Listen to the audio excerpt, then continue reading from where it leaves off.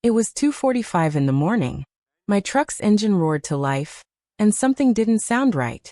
That's when I realized someone had stolen my catalytic converters. And by the end of this story, those same thieves would watch their own car get shredded into scrap metal while they were in handcuffs. If you've ever wished karma would show up with a front row seat, you're going to love this one. Hit that like button, subscribe, and get ready for one of the most satisfying revenge stories you've ever heard.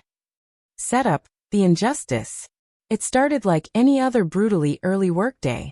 I rolled out of bed at 2:30 a.m., still half asleep, and made my way to the driveway. My truck's my pride and joy, rugged, reliable, and loud enough to wake half the neighborhood when I fire it up. But this morning, that sound wasn't just loud, it was wrong. It had this hollow guttural roar, like the soul had been ripped out of it. I crawled under the chassis with my flashlight, and there it was. My catalytic converters were gone. Clean cut. Just pipes and air where they should have been. My stomach sank, then boiled. Anyone who's had their car parts stolen knows it's not just about the money, it's the violation. The sheer disrespect. It didn't take long to figure out who did it. My neighbor's cameras caught everything, clear as day. 2 punk kids from around the area, driving a busted-up old Crown Victoria. The kind that used to be a police car, but now looked like it had been dragged out of a swamp. They weren't just petty thieves. They were the neighborhood pests. No plates, no insurance, no working taillights. Rattling down the road thanks to some trash sound system cranked so loud it rattled the windows. They practically lived at the chicken shack on Main Street, smoking and causing trouble all day. These kids thought they were untouchable. And honestly, calling the cops felt unsatisfying. I wanted more. That's when an idea hit me. I've got a friend in code enforcement. I gave him a call, told him exactly what I had in mind, and he passed the info along to the local PD. See, their Crown Vic wasn't just ugly, it wasn't street legal. At all. And I had the perfect legal loophole to make it disappear. A few days later, I spotted the Crown Vic parked on a quiet side street. Perfect opportunity. I called it in. I got the green light for a nuisance tow. Basically, if a car is breaking enough laws just by existing on the street, you can have it taken away. So I hooked it up, hauled it straight to the police station. They ran the VIN. And that's when the story got even better. Turns out the car hadn't been registered since 2011. The listed owner? Not even these kids.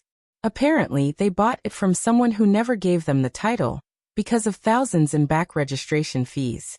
Police didn't want to deal with the headache, so they told me, take it to the junkyard. We'll get a certificate of destruction. And just like that, their beloved Crown Vic was about to meet the crusher. Meanwhile, these 2 geniuses were apparently running all over town thinking one of their friends had stolen it as a prank. Can't blame them. The ignition was so worn out, you could probably start it with a house key. Eventually, they found it at the junkyard. And in the dumbest move imaginable, they tried to steal it back. One distracted the owner, the other hopped in. What they didn't know, the junkyard owner was already in on the plan. He'd cut the driveshaft clean off. That car wasn't going anywhere. That's when the cops showed up. Handcuffs. Charges. And the piece de resistance. These kids had to stand there and watch as the junkyard crane lifted their car high into the air and ripped it apart piece by piece. Metal screamed, glass shattered, and when it was over, all that remained looked like a toddler had taken it apart with toy tools, just a bare, twisted frame. They got out of jail a few days later, but haven't shown their faces much since. Last time I drove by their trailer, I spotted a beat-up Jeep Liberty in the driveway, also no plates. And yes, I'm already working with the cops for round 2. Next time though, I'm bringing popcorn. The moment that crane tore their car apart in front of them, that was my justice. Not a fine they could brush off. Not a lecture they could laugh at. This was permanent. Physical. Unavoidable. They took something from me thinking they'd get away with it. Instead, they lost the only thing they had. And the entire neighborhood knows why. Sometimes karma's slow, but when it finally shows up, it's worth every second of the wait. Those kids thought they owned the streets. Now, they're hiding from them. If that revenge gave you chills, smash that like button and tell me in the comments, what's the most satisfying karma you've ever seen? And of course, Subscribe if you want more stories like this one.